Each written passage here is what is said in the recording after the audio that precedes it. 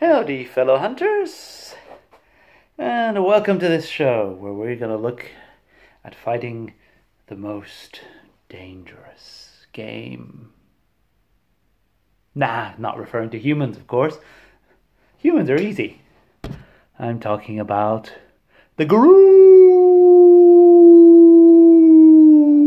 and other assorted ranging breeds, all with their specialities, their special strengths and their special weaknesses, ready to be exploited. But yes, let's start with the Garou. Yeah, for you fools who think humans are the most dangerous games, what do you think of a shapeshifter? Half wolf, half man in just a second. Full of rage, undying. You punch at them, you carve out there, and the wound heals again. Carve out, and the wound heals again. You can continue doing it all day, except you won't, because they'll swipe you with their claws and take your head off. And let's make it even more challenging. Let's level up. They hunt in packs. They can go through the Umbra. They go into another world, and then they suddenly dive out of it and scratch you to death. What? Oh, and they have deals with spirits and other whole host of mighty powers. So yes, let's... Oh, and if you see them when they transform, you'll probably just go mad and forget. So, let's go through it again. Transformed into a killing beast. Self-heal at accelerated rate. They can move through the spirit world and slash at you from there. They hunt in packs. And yeah, and if you see them when they transform, you'll just maybe go mad. Well, it looks like we're out of luck. Who could defeat that? Well, pretty much just any old military idiot. Because this is the thing. This is where humans just go completely wrong. They say, oh, they're big, therefore the fight is finished. That's modern humans. Because the old humans, they realized humans are the dominant species on the planet, and believe me, it's not because of these talons. No, it's the thinking there, and I don't think technology, think planning. So, Garou are like very small, primitive tribes. And tribes are idiots.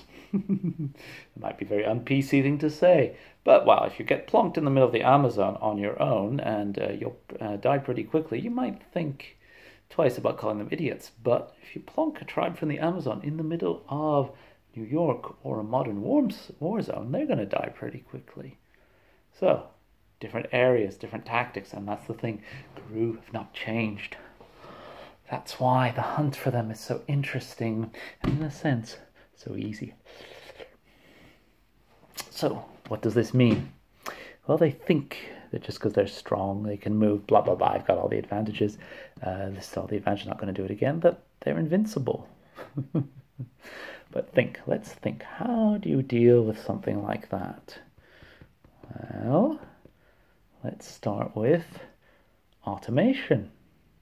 This is a modern thing. Okay, humans have trouble looking at them if they transform, then don't be next to them. What do humans have? As I say, automation. See the end of Breaking Bad? Auto machine guns. Set them up anywhere that you expect them to be. And because that's another thing. They're going to be around these things called cairns. They're sort of holy druidic places. And yes, they're usually quite easy to find. Just look for the trail of mysterious corpses and witnesses who mumble about something that they can't quite see, and then the National Enquirer blames Bigfoot. That's a big sign. Look out for Bigfoots as an explanation. So you find these cairns and you set up your machine guns, and make sure that your machine guns are full of silver bullets. Silver, really the thing to take out the Garou. Pow, pow, pow. They don't heal from wounds from this. So silver, it's completely unfair to use silver in a battle against the werewolves. So do it again and again. silver bullets, silver swords, silver armor, silver underwear, silver cars. Silver's not that expensive anymore. You can get a lot of it. Gold plate, silver business cards. Everything you go there should be silver. You should be a glowing, tacky spectacle. Pimps. Silver pimps. That's how you fight the Garou. Silver gas. Yeah, gas. Toss in things like that. Canisters of gas with silver. I mean, they go down. And they self-heal. But think of conventional weapons. Explosives. Bombs. Artillery. Aircraft. If you have access to a military base or just even a few mortars, set up a few mortars, auto-fire. Travel the trajectory and then be somewhere very, very far away. Press the button and one fires. The Garou go wild, they go mad, they transform. You watch this on the video screens. Oh, that's interesting. I'm really lucky I wasn't there. They rush to where the first mortar fired. Boom! The second one you've set up. You fire into them. Explosives, gas, silver, all of those at once. They go there, and then just a few things like that. And then, when they bury their dead, you come back the next day. You set up. Of course, it might be a bit dangerous if they ever happen to find you, so just hire some disposable things. There's 7 billion humans in the world, 8 billion almost. No one's going to miss a few. The Garou will rage. They will take this great pride in killing a few unimportant servants, and they reveal that.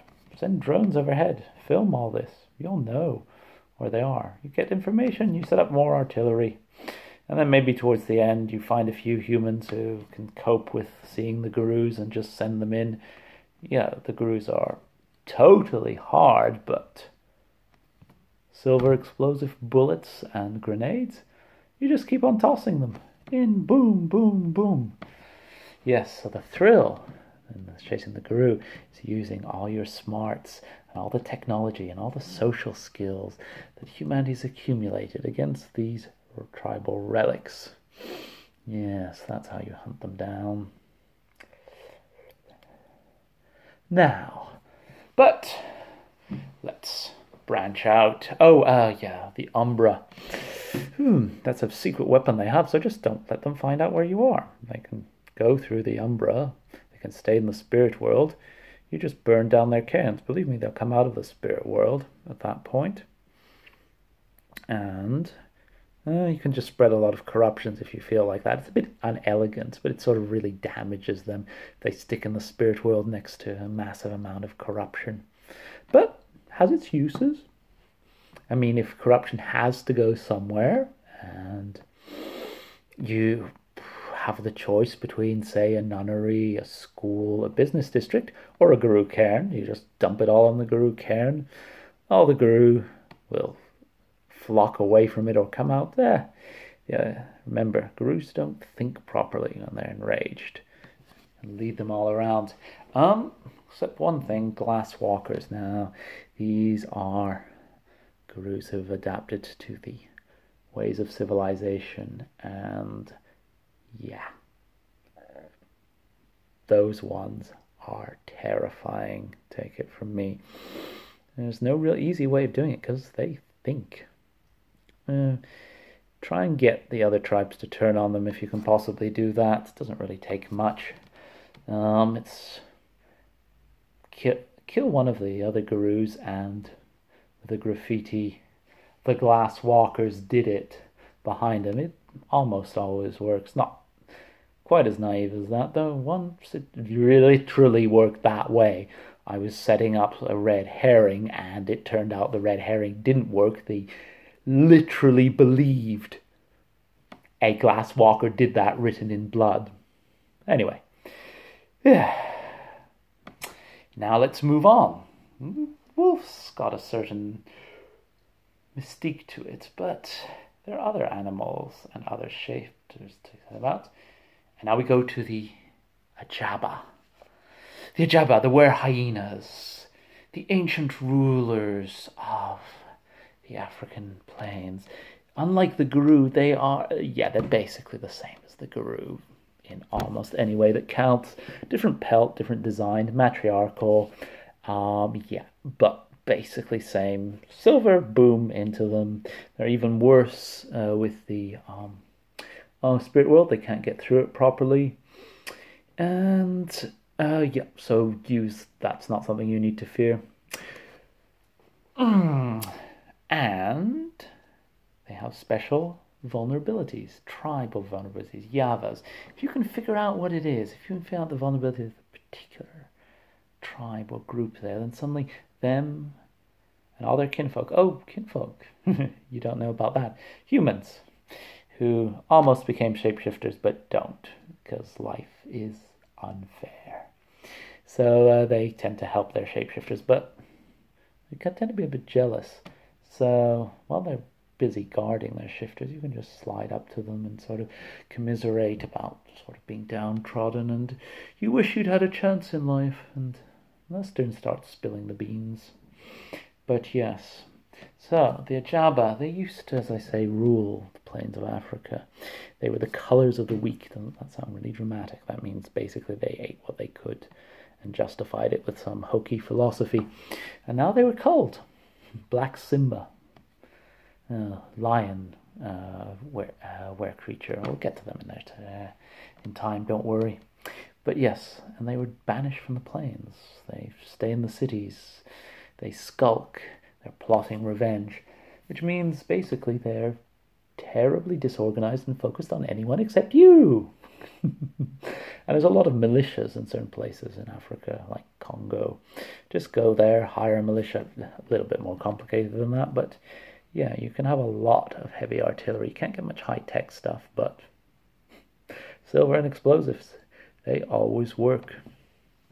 Then you figure out the Yava of the Ajava or not. You blow them up in the traditional way, and you've got a nice little hyena pelt next to the lion pelt. Well, that's it for today. Join me tomorrow or whenever I get around to doing another video, and we'll talk about, well, have you ever had a little fear of spiders? Have you ever had just a little fear of cats? Well, then you're really weird. But in any case, I'll show you how to kill both of them. Until then, stay murderous, my friend. Stay murderous.